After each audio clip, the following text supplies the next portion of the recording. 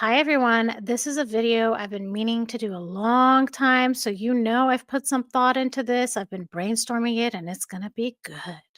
So, I want to talk about the first time Meghan Markle met Gina Nelthorpe-Cowne, and I want to tell you all about it. Meghan greeted her wearing nothing but a bath towel. So, does that tie into narcissism at all? Let's get into it. But before we begin, here's the intro. Welcome to Revealing the Narc. Join me as I highlight narcissistic traits in celebrities and public figures. Everything here is in my opinion and not professional advice. If you enjoy the analysis, please like and subscribe. So I should start off by saying that I believe Meghan Markle is a malignant narcissist. And I say that because she behaves exactly like my stepmom, who is a malignant narcissist. And actually, this story will tie back to an example with my stepmom. So I'm excited to share all of that with you.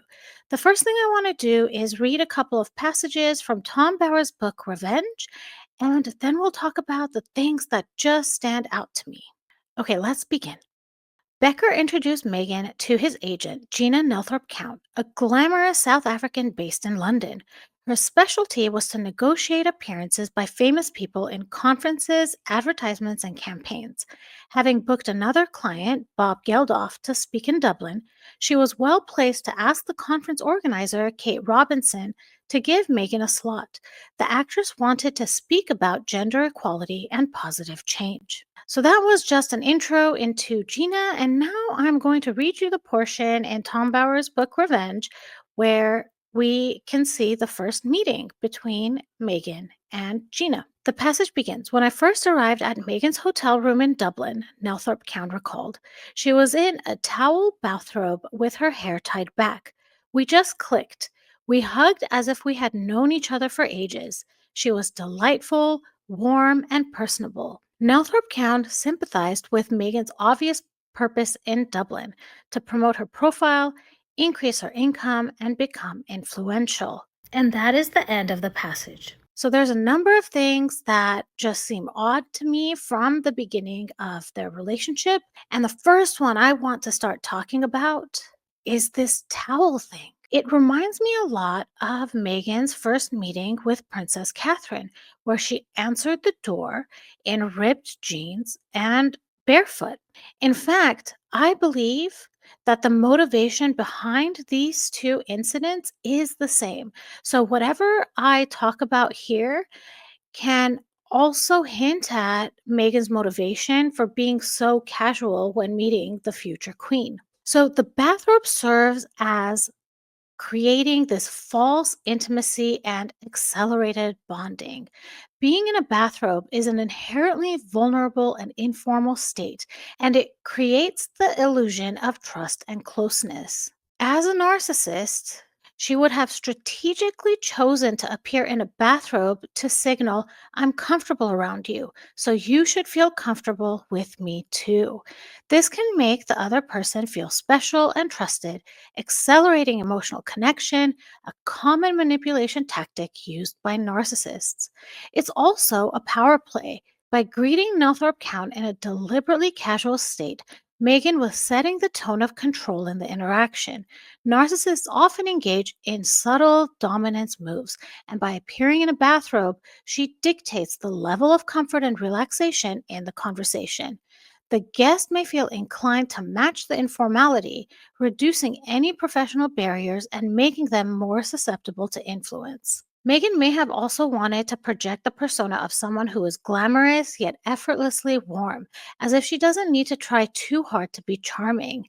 This undone look with her hair tied back and bathrobe is an intentional aesthetic, signaling that she is naturally radiant and captivating even without effort. Meeting someone in a bathrobe rather than in formal attire also creates this private, intimate setting.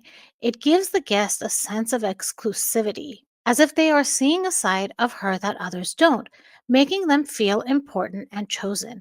Narcissists are known for this kind of exclusive access tactic, using it to draw people in emotionally while subtly reinforcing their own desirability. The bathrobe could also be seen as a performance of authenticity. Many narcissists cultivate an image of authenticity by staging informality, appearing relaxed and unfiltered, when in reality, every single move is calculated. By greeting someone in a bathrobe, she's likely performing realness in order to appear down to earth while still maintaining complete control over the interaction. Nelthorpe-Cowne's statement that Megan's purpose in Dublin was to promote her profile, increase her income, and become influential suggests a highly strategic mindset. Yet, greeting someone in a bathrobe seems incongruent with this ambition, unless it was a tactic to lower defenses and create an emotional connection before pursuing business goals. Looking at this interaction as a whole, we see that there's this fake intimacy and strategic mirroring. Narcissists are known for love bombing or mirroring people's emotions and behaviors to quickly establish rapport. The immediate hug and warmth could be interpreted as calculated charm, a way to create a sense of closeness that benefits Megan's agenda. The bathroom and casual appearance is an attempt to disarm the person. Narcissists often use their charm not for genuine connection, but as a tool to make others feel special and obligated. By being delightful, warm, and personable, as Nelthorpe-Cowne described, Megan was crafting an appealing persona to gain the trust of Nelthorpe-Cowne. So let's look at this as a whole. This encounter, in my opinion, is calculated intimacy rather than genuine friendship or business relationship. The quick bond, the charm, and the hospitality are strategic efforts for Megan to win over a useful connection in Gina Nelthorpe-Cowne rather than a reflection of true emotional depth. And this is a thing that we all need to be very careful of, because narcissists come in all shapes and sizes. They come in all types of relationships, including friendships and business relationships. This brings me to the story about my stepmom. My stepmom is my mom's distant cousin. For whatever reason, they had lost connection for over 20 years. I was probably about 7 years old and I was shopping with my mom, and we bumped into my stepmom. I should mention that at this point, she was not my stepmom yet. She was married and had kids of her own. My parents were still married at this point also. My mom was incredibly excited to meet her. They exchanged phone numbers, and there was this air of comfort and intimacy between my mom and my stepmom. Soon after that, my family and my stepmom's family started seeing each other all the time. I'm talking every weekend we were together. My mom and her would be on the phone forever. And it was constant vacations together, holidays together. I mean, everything. And the strangest thing is that I said to my mom one day, and mind you, I was in the second grade. I said, I don't like this woman. The way dad laughs with her, he doesn't laugh with you. Can you imagine that at that young of an age, I could already tell something was wrong?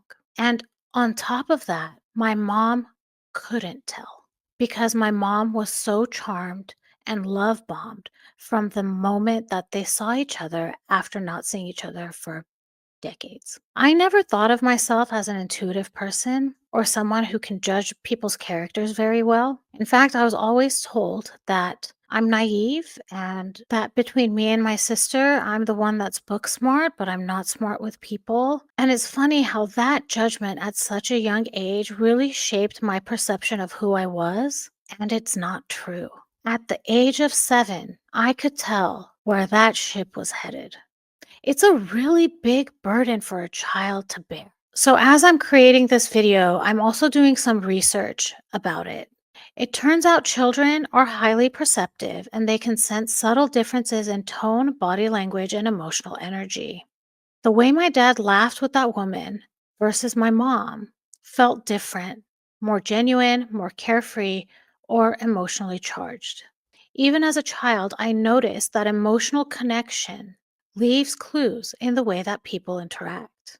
Laughter is not just a reaction, it's a social signal that reveals comfort, attraction, and authenticity.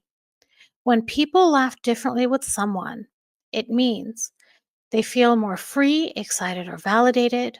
They may be more emotionally invested in that person, and they are revealing a side of themselves they don't show to others. The fact that I noticed this difference in my dad's laughter suggests that his emotional connection with my future stepmom, who's a malignant narcissist, was already forming.